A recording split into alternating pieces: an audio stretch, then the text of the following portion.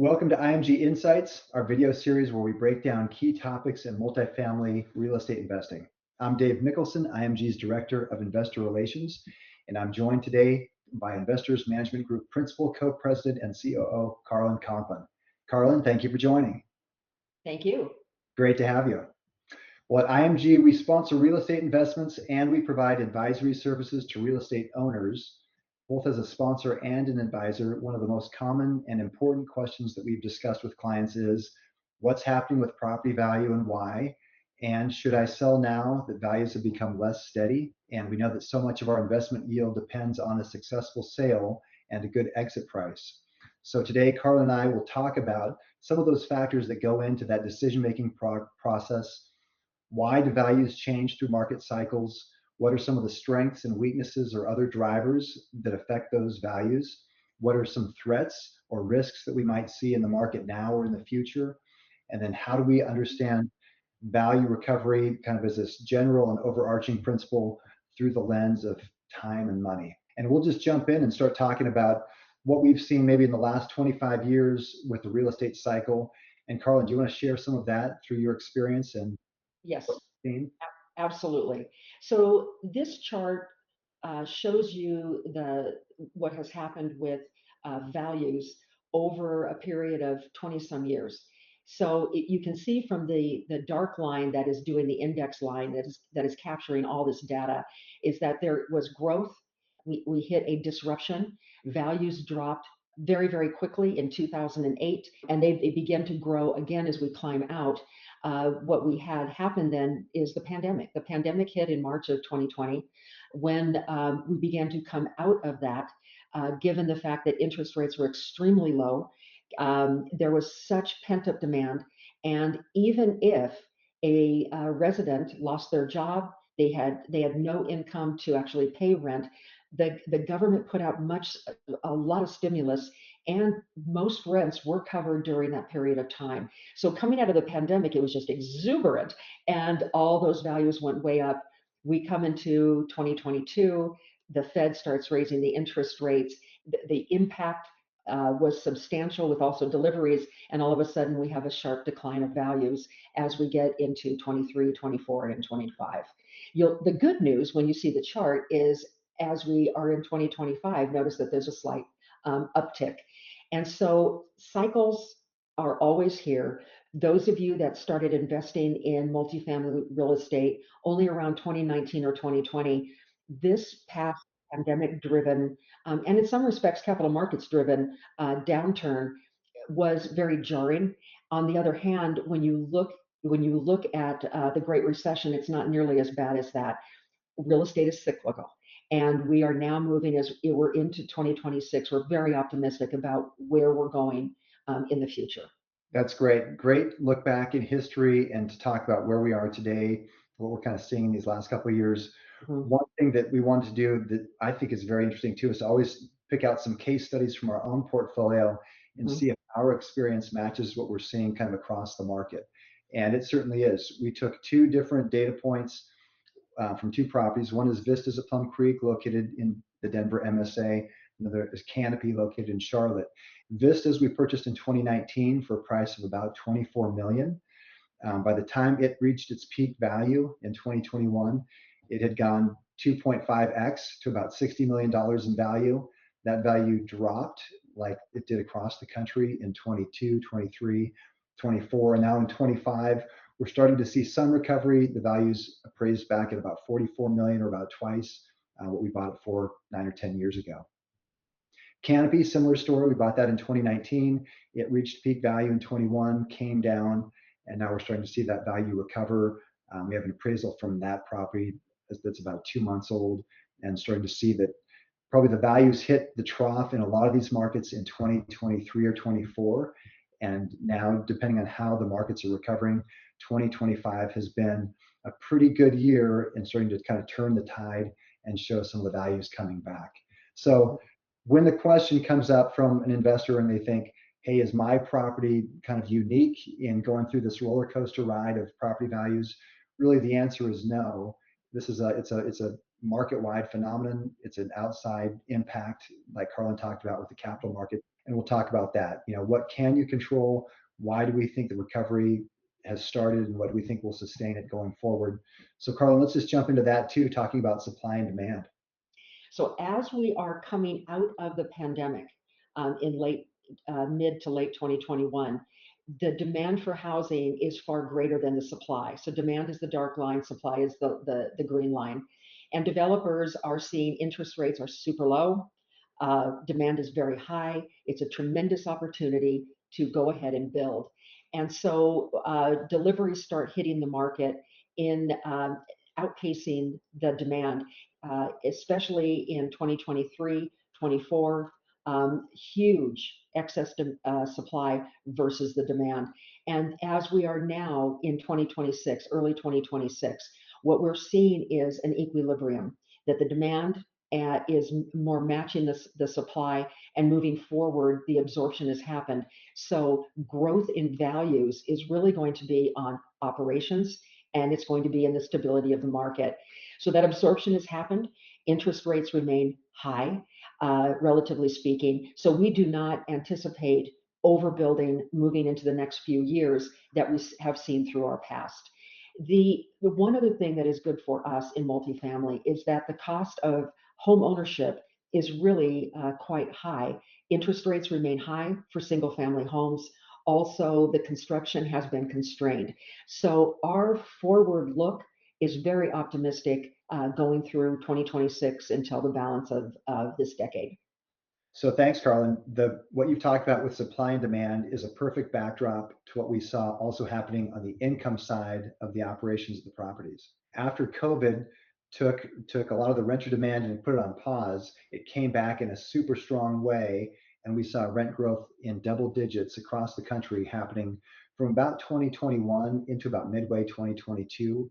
As you showed, once the supply really outpaced demand, and you started to see that in 22 and 23 and 24, rents just as quickly cooled off, and we went from this extreme rent growth environment to a rent decline. And we saw that really happening in three ways. One is with the street rents, or the rents that you're quoted when you walk in to the leasing office. Those rents remained flat, and sometimes those rents went slightly negative just to kind of preserve occupancy. Number two, with occupancies across the country, we went from probably stabilized in most markets in the low 90s to mid 90s, down to physical occupancies maybe in the high 80s. We lost maybe 5 or 7 points in physical occupancy. And then the third component where we saw effective rents really drop was with concessions. So as all the new product comes online, you've got to make your product more competitive. And what you do in response is you offer maybe 2 weeks free or 4 weeks free. And we've seen that grow up to 6 weeks free or 8 weeks free in some markets, which is equivalent to a month or two in rents. And when you look at that over a year, that's a substantial reduction in income as well. As we see the supply and demand becoming more balanced in the future, we know for a fact that positive rents will return. Whether that happens in a strong way in 26 or whether it continues into 27, that remains to be seen. But there's a lot of optimism and a lot of confidence in the way that the market's starting to kind of find its equilibrium and come back into balance. Something else I'd like to add with your slide here, Dave. As rents were going down in every market, as concessions were going up, even in markets that never had concessions in the past, we began to see that the operations at our property were not sustainable. And not that we had done it. We did do it deliberately, but not that we had chosen to do it on our own in a good market. We decided that we had to take over our operations. We needed to do so in order to drive performance at the property. So we did start our management company, Parktown Living, in August of 2023. And it has made a big difference in the performance of the properties themselves. I think all owners of multifamily real estate are going to find, coming now into 2026 and beyond, that operational performance is going to be the key variable of the value of these buildings. So we're not just looking at low interest rates. We're not just looking at where are we in the cycle. It is every single day operations, which we found that we needed to take care of, which is why Parktown was started in 23. Right. That's the whole reason and the motivation for Parktown. And now you're starting to talk about some other factors in the recovery. We've talked about controlling income and expenses and how Parktown was critical in that. Karlin, talk more about what recovery will come from. What are the other points are you looking at for the next couple of years? Absolutely. This slide we sort of talk about and we sort of say, you know what, this is really tied to time and money. But what is absolutely critical right now going forward is, first of all, NOI growth. So we have spent a lot of time on our discussion here talking about on the income side, but the other piece that is absolutely fundamental is on the expense side. It's not just your income, but to get NOI growth, we've got to have a handle very, very, very tightly on expenses. So containing expenses on a day by day basis, eking out more on the income side, that's what we need to do for NOI. Also, the lower interest rates are going to help us with the value of our properties. Lower interest rates are also helping us on the refinance. What we have found with our portfolio is that every time we refinance, we are able to begin our distributions again. So we do have a portfolio that we built on variable rate debt. It was key to the level of distributions that we did for years. But as beneficial as it was, the dark side of that is with interest rates rising as fast as they did, trying to refinance with interest rates that high at that peak was nearly impossible. So now, as we refinance, we are able to cut that debt cost as well. So that is helping. We've got the NOI, but we also have the interest rates and being able to take advantage of that with interest rates going down. Typically, the cap rate goes down as well, which helps you with value. And finally, we do have a promising investment outlook. Looking forward, participating in a market that is at equilibrium where we have buyers and sellers that help us to determine value. That's all very, very good. One thing I also want to bring up is that all that profound building that happened over the last 3 or 4 years, a majority of that was in Class A housing. And yet we happen to specialize in Class B housing, which we think has the least risk in the marketplace. But also that workforce or Class B housing, from a value standpoint with our renters, that's where they want to be. They want to be in housing that is affordable to them as they start seeing the inflationary costs out in the real world. So we are optimistic about that investment outlook. We are still going for B buildings. We believe our renter base is probably the biggest renter base in the B housing as well. Those are great reasons to be optimistic, and each of these, has its merit and can be substantiated. Let me take the opposing view, and I'll talk about risks. Not Mhm. that we believe that all of these will happen, but certainly there are things that we want to be aware of. One risk is that rates change; they become more volatile, that they increase. Right over the last 3 years, the trend has certainly been favorable for us, and today we've got Treasury yields below 4% on the 5-year Treasury yield. We refinanced 2 properties in Q4 with rates around 5% fixed. Mhm. So those rates are great. We expect those rates should continue to be pretty stable this year, but with world events and some of the political situations, they're hard to predict. You never know where interest rates will be, and that's probably the number one risk to value is if we have more expensive debt or less access to debt. That's a risk right there. Mhm. One thing that's always there, and we've seen it in different parts of the portfolio, and you can never quite predict when it's going to occur, are regulation risks or impacts from local, jurisdictions and new laws. I'll tell you, just philosophically, over the last 5 or 7 years, more and more of our activity has been in the Southeast, where the growth for the population is stronger, the employment has been stronger, and frankly, the legislative environment there has been more friendly to landlords. That's been beneficial to us. But still, you can never escape that risk. We've seen even in the city of Sandy Springs in Atlanta some unfavorable, new requirements that they've imposed on apartment landlords. That's been problematic. We've seen on the other side of the country in King County and Pierce County and the Seattle and Tacoma metros, some moratoriums and some prohibitions for evictions and making it tough for operators to collect on rents. That's been impactful and that's reduced income there.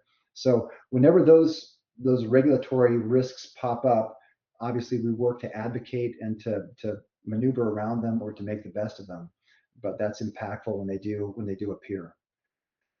probably the one that we can control the most is the profit margins, right? And Karlin's talked about how we created Parktown to increase income, how we've used Parktown to reduce expenses. We reported last quarter on how we renegotiated the insurance across the portfolio and found savings of almost $1 million there. Q4 reports, we're talking about how we've challenged our real estate tax assessments and found savings and expenses there as well. So we're doing everything that we can to make the profit margin as wide as possible. But that is a risk if we don't see the favorable supply demand balance return and we don't see income and rents return like they should. That it's demanding. It requires patience, and we're doing everything we can to find the profit where we can. Then lastly, capital needs. As you look at all your options as a real estate owner and investor, and you're looking for ways to hold and to maximize your value, sometimes the best decision is to sell, even in a market that's lower than it has been. If you've got a capital event, maybe your loan is becoming due, or maybe the interest rate caps or the interest rates become unsustainable, that's a capital need. Sometimes you've got physical needs of the property like deferred maintenance or big capital repairs that aren't going to return rents to you, and you're not going to see a great return on investment. Sometimes the best decision is to sell and to let the next owner take care of it and to take the profits from the property, and that's the best investment result. So sometimes the capital needs do force sales. Sometimes that's the best investment option, but you want to make sure that you give yourself as many options as possible, and you take the best one. So we've talked about the risks, we've talked about some of the opportunities. Karlin, how do we tie that together when we come back to this equation, value equals time and money? Thanks, Dave. First, let's talk about improving the rent roll. There's only a couple of ways to do that. Number one, we have rent growth. And then secondly, what we have is we have occupancy. As for supply absorption, we've talked about that a lot. We're very confident that we have a balanced supply, and also normalization. So once transactions begin again, that is going to help us with market normalization. And we'll also have better alignment between buyers and sellers. Right now, not a lot of transactions are happening because sellers have a value in their heads. Buyers are not prepared to spend that much money. And so as we move into a transactional market, there will be that alignment. So time is going to solve all of this. Money, Dave, money, money, money. Money's the other side of the component, and that's right. Cost of capital and availability of capital, those are themes that we've talked about today.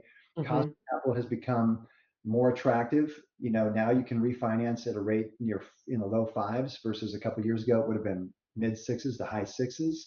So that's working in our favor. Availability of capital seems to be trending in the right direction as well. I know that the mandate for Freddie and Fannie is to lend more this year even than they did last year.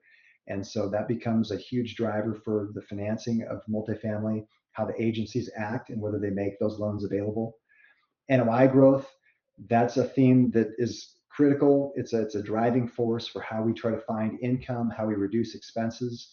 We believe that the groundwork has been set for better days ahead, where we're returning to more of our historic trends with rents at 2 or 3% growth, concessions that start to leave, occupancy that returns to more normal levels in the low to mid 90s. And in some of our markets, we're kind of making positive steps in those directions. And then last is cap rate movement. We know that even the smallest change in NOI or the smallest change in cap rate has very, very dramatic effects on value. And I'll just use a couple of examples.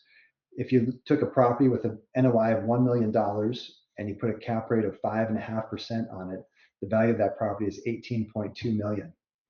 That same property with an NOI of 1 million, if you change the cap rate even 25 basis points to 5.25, all of a sudden that cap rate gives you a value of 19 million, almost $1 million in growth. You haven't changed your income or expense, but the cap has become a little bit lower. That could be a function of better interest rates. It could also be a function of the buyers underwriting a little bit more aggressively, giving a little bit more weight to the pro forma, what they think the property can do in the future versus handicapping what it's doing right now. And we're seeing a little bit of both of those. Cap rates are trending a little bit down. There's probably more room to go as financing gets more attractive, as performance starts to improve, those caps could come down. And that, I think, is another component of money and where some of that value starts to recover. So, Karlin, if we're going to tie all that together, what are your final takeaways?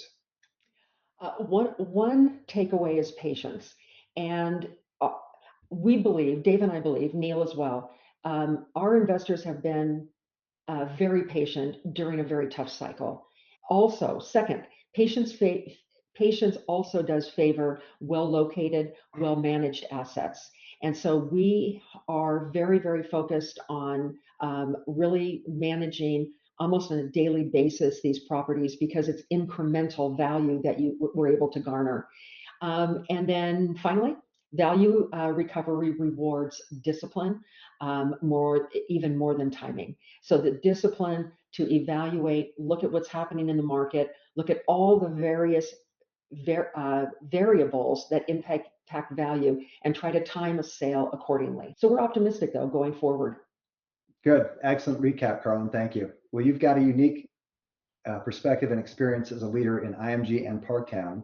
You've Mhm. got asset management background and you're traveling to the sites across the country on a regular basis. So thanks for explaining what you're seeing at the multifamily level and your background and your experience through your career through cycles in the multifamily industry. We always appreciate these opportunities to speak with our investors and friends, to share what we see in the market, to dive into different subjects that have to do with apartment investing and ownership. We look forward to talking through additional topics through the year, and we appreciate you joining today. Thanks again. We'll talk again soon.